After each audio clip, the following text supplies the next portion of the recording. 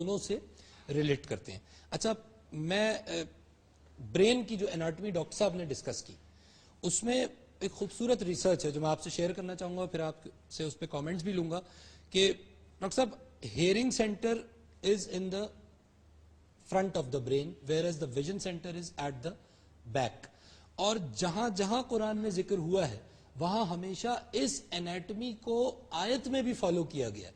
اللہ فرما رہے ہیں سمم بکمن امیون, ڈیف, ڈم, بلائنڈ. تو جو فزیکل انیٹمی ہے جو آج سائنس نے سمجھی, 1400 سال پہلے تو کوئی ٹول ہی نہیں تھا اس کو سمجھنے کا, آج سائنس نے سمجھی اور سائنس کہتی ہے کہ ٹھیک ہے جی ڈیف پہلے ہوگا کیونکہ یہ سینٹر ہے سامنے, ویژن کا سینٹر بعد میں ہے, تو پرفیکٹ ریلیشن شپ ہے اس انیٹمی جو آج سائنس دے رہی ہے اور برین کے فزیکل سٹرکچر میں جو آپ ہمیں دکھا چکے ہیں. یہ اللہ رب العزت کے کلام کی خوبی تو ہے, ظاہر ہے اس میں تو کوئی بحث ہی نہیں ہے.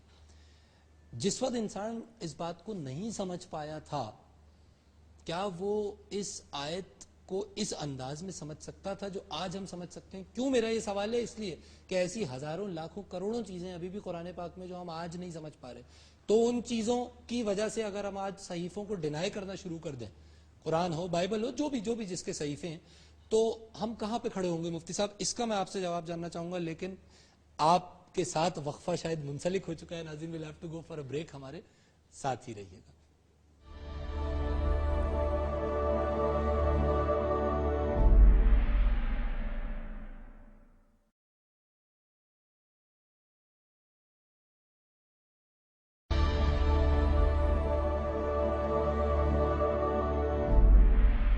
ویلکم بیک ناظرین, آپ دیکھ رہے ہیں پروگرام مذاہب اور عقل انسانی, اور ہم ڈسکس کر رہے ہیں آج انسانی دماغ کو. مفتی صاحب بریک پہ جانے سے پہلے میں آپ سے یہ پوچھنا چاہ رہا تھا کہ صحیفے موجود ہیں, قرآن پاک موجود ہے, اور ایسے لوگ موجود ہیں جو ریسرچ کر رہے ہیں. اب دین میں اعتقاد کی ایک اہمیت ہے اور جاننے کی ایک اور اہمیت ہے. ان کو ریلیٹ کیجئے, کیونکہ ایسا ہوتا ہوا نظر آتا ہے کہ جب کوئی شخص زیادہ جاننے کی طرف جاتا ہے تو اس کا اعتقاد بعض دفعہ شیکی ہو جاتا ہے, متزلزل ہو جاتا ہے. اس کی کیا وجہ ہے اور اس کا حل کیا ہے؟ دیکھیں, علم کے جو ذرائع تھے وہ 3 تھے. 5 سینس پر بھی ہم نے بات کی, عقل پر بھی بات کی. According to medical point of view اور اسلامک اسکول آف تھاٹس, عقل ایک ویلیویبل اور اہم ترین چیز ہے, لیکن اس وقت تک جب تک یہ اپنے جیورسڈکشن اور دائرہ کار میں رہے. ٹھیک, جیسے آنکھ کا کام دیکھنا ہے, اگر ہم آنکھ سے سننے کا کام لینا چاہیں تو یہ کبھی پاسبل نہیں ہو سکتا. اسی طرح عقل کے لیے جو جیورسڈکشن اور جو باؤنڈری لائن رب نے مقرر کی ہیں وہ مغیبات ہیں. جہاں غیب کی چیزیں آتی ہیں تو وہاں عقل کو سٹاپ کرنے کی ضرورت پڑتی ہے. اگر ہم وہاں پر بھی عقل کو استعمال کریں گے تو یہ ہمارے لیے نقصان اور ہارمفل سمپٹمز ہوں گے. لیکن مفتی صاحب ایک غیب جو آج سے 100 سال پہلے غیب تھا, آج وہ غیب نہیں رہا ہے. جی اس کا کیا؟ دیکھیں میں آپ کو بتا رہا ہوں. تو یہ جو مغیبات ہیں اس سے پھر وحی الہی کا سلسلہ شروع ہوتا ہے. ٹھیک ہے, چونکہ جس اللہ نے عقل کو پیدا کیا وہی کے ذریعے سے ہمیں مزید ایکسپلینیشن دیتا ہے. ٹھیک ہے, سائنس اور سنت یا سائنس اور قرآن, اس میں جو تفاوت ہیں, اور یہ جو سائنس سنت سے میپ نہیں کر رہی, تو اس کی وجہ یہ ہے کہ سائنس نے ابھی وہ ترقی نہیں کی جو اس کو کرنی چاہیے. سائنس میپ نہیں کر رہی یا سائنٹسٹ میپ نہیں کر رہا؟ دیکھیں سوال یہ بھی ہے. سائنٹسٹ اگر میپ نہیں کر رہے ہیں تو ہم اسے یہ لفظ دیتے ہیں کہ سائنس میپ نہیں کر رہی. لیکن اگر آپ 100 سال پہلے دیکھیں تو وہ چیزیں جو اس وقت سائنٹسٹ کہتے تھے کہ سائنس میپ نہیں کر رہی, اب وہ میپ کر رہی ہے. ٹھیک ہے, اس کی مثال میں آپ کو یوں دوں. قرآن کریم میں اللہ نے فرمایا جعل لکم السمع والابصار والافئدہ, جس کی ٹرانسلیشن آپ نے کی. تو اس میں جو سب سے پہلا لفظ ہے وہ قوت سماعت ہے. اور فجعلناہ سمیعا بصیرا, ہم نے انسان کو سننے والا دیکھنے والا بنایا. تو چونکہ Quran is the ultimate realities of universe, تو اس کی لوجک کیا ہے کہ اس قوت سماعت کو پہلے کیوں ذکر کیا گیا؟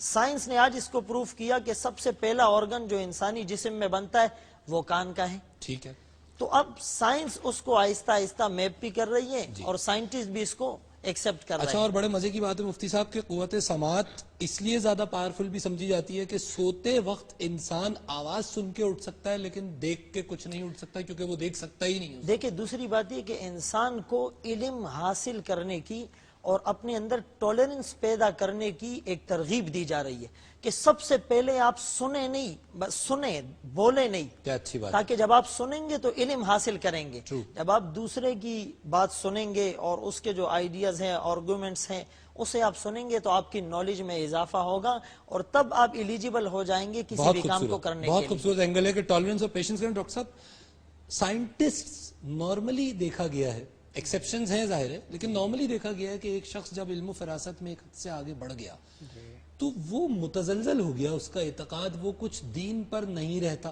کوئی بھی اس کا دین ہو. جی جی یہ کیا فینومنا نظر آتا ہے؟ یہ وہی اس کے جو خیالات ہیں، اس کا جو تھاٹ ہے، مائنڈ ہے، یہ اس کا فنکشن ہے کہ اس کا تھاٹ کس رخ کی طرف تھا.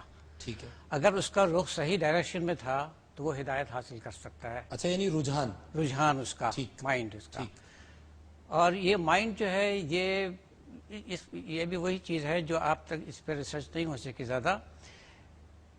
جتنے بھی جو لوگ اللہ سے قریب رہے ہیں ہمیں معلوم ہے وہ ایک خاص وقفہ اپنا ایسا گزارتے تھے جو کسی سے کہیں سے ڈسٹرب نہیں ہوتے تھے اور ایک ایسولیٹڈ جگہ بیٹھ کر اور اللہ کی طرف دھیان رکھتے تھے.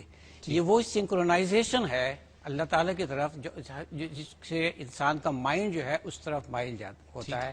اور اس کے بعد اگر کوئی وہ آدمی آبزرو کرتا ہے اور سوچتا ہے تو وہ صحیح لائن میں جائے گا. لیکن اگر وہ اس کا مائنڈ اللہ تعالیٰ سے سنکرونائز نہیں ہے تو ظاہر ہے وہ پھر کسی دوسری پاور سے سنکرونائز ہوگا اور وہ بھی گمراہ بھی ہو سکتا ہے. تو یہ جو فیکلٹی ہے نا، اس کا تعلق صرف ہمارے حواس خمسہ سے نہیں بلکہ کچھ اور چیزیں ہیں جس کا ہم کو ابھی تک زیادہ علم نہیں ہے. اچھا، یعنی ادراک ہی نہیں ہے اور لہٰذا جس طرح ڈاکٹر صاحب نے کہا کہ اس طرف ہم دیکھ ہی نہیں رہے اور ہم نے اپنے آپ کو ایک کلوز سرکٹ میں رکھ لیا ہے تو وہ پھر ظاہر ہدایت نہیں حاصل کر سکے. اصل میں یہ بھی ایک اینگل بنتا ہے کہ ریلیجن از ٹرمینل. اس میں آپ کو پتا ہے کہ اینڈ کیا ہے، ہمیں پہلے ہی بتا دیا گیا ہے. تو ایک سائنٹسٹ جو برائے نیچر اپنی پرسنالٹی وائز ریسرچر ہے، ڈھونڈ رہا ہوتا ہے چیزیں نئی. اگر آپ شروع میں اس کو ایک چیز بتا دیں گے کہ بھئی یہ ہے، یہ دوزخ ہے، یہ جنت ہے، یہ پروسیسز ہیں، ان کو فالو کر لو، پہنچنا چاہتا ہے تو وہ اب سوال ہی ہاں تو ہو سکتا ہے اس اٹ مے بی کہ اس کے گھبراہٹ ہوتی ہو، کلاسٹروفوبیا ہو، مطلب 100 ایسی چیزیں ہو سکتی ہیں کہ جو ایک ریلیجس سائنٹسٹ کو ایتھیزم کی طرف لے کے چلی جائے. اچھا، میں ایک ریسرچ آپ لوگوں کے سامنے پیش کرنا چاہوں گا، اپنے ویورز کے سامنے بھی، اپنے گیسٹ کے سامنے بھی. ڈاکٹر صاحب، نیورو تھیولوجی ایک فیلڈ ہے آج کل. نیورولوجی اور تھیولوجی یعنی ذہن کی سائنس نیورولوجی اور تھیولوجی یعنی دینیات، اس کا تعلق مفتی صاحب کسی بھی دین سے ہو تو اس کو ملا کے نیورو سائنسز اور ریلیجس اسٹڈیز کو نیورو تھیولوجی کہا جاتا ہے. اور ایک سائنٹسٹ ہیں، بلکہ 2 سائنٹسٹ ہیں انفیکٹ، پروفیسر اینڈریو نیوبرگ ہیں، پروفیسر ڈی اکیلی ہیں، یونیورسٹی آف پینسلوینیا US سے. بڑی خوبصورت ریسرچ کی انہوں نے اور اس کا اینگل جو ہم یہاں بنا رہے ہیں وہ ریسرچ یہ کہ یہ آپ 2 امیجز اس وقت اپنے سامنے دیکھ رہے ہیں. یہ جو پہلا امیج ہے یہ بیسکلی جو ریسرچ ہے ناظرین، یہ بدھسٹ میڈیٹیٹرز پہ، وہ بدھسٹ جو مراقبہ کرتے ہیں، کیونکہ بدھزم میں مراقبے کی بڑی اہمیت ہے، تو وہ ریسرچ انہوں نے کی ایسے میڈیٹیٹر تھے جو مراقبے میں مصروف ہوتے ہیں اور اس وقت ان کے ذہن کے اندر جس طرح MRI کا امیج لیا جاتا ہے اس طرح ایک ٹیکنیک ہے جس کو کہا جاتا ہے SPECT SPECT. اس ٹیکنیک کے ذریعے single proton emission cryptography cryptical topography یہ پروسیس ہے، اور اس پروسیس کے ذریعے یہ امیجز جو آپ دیکھ رہے ہیں اپنے سامنے اسکرین پہ، اس میں اگر آپ غور کریں تو جو پہلا امیج ہے اس میں آپ یعنی جو میڈیٹیٹر ہے وہ فوکس کر رہا ہے سامنے والے حصے سے اپنے برین کے، اور وہ میڈیٹیشن میں ہے، مراقبے پر ہے. تو آپ اس امیج کے اندر کلیئرلی دیکھ سکتے ہیں کہ سامنے کے حصے میں اس کے بلڈ فلو بڑھا ہوا ہے، اور اس حصے میں بڑھا ہوا بلڈ فلو اس بات کی نشاندہی کرتا ہے کہ اس وقت خون کا دوران اس حصے میں زیادہ ہے. اور اگر آپ اس دوسری امیج کو دیکھیں تو سائنس یہ کہتی ہے کہ یہ دوسری امیج ہے، اس کا تعلق اسپیس اور ٹائم سے ہے، اور یہاں پر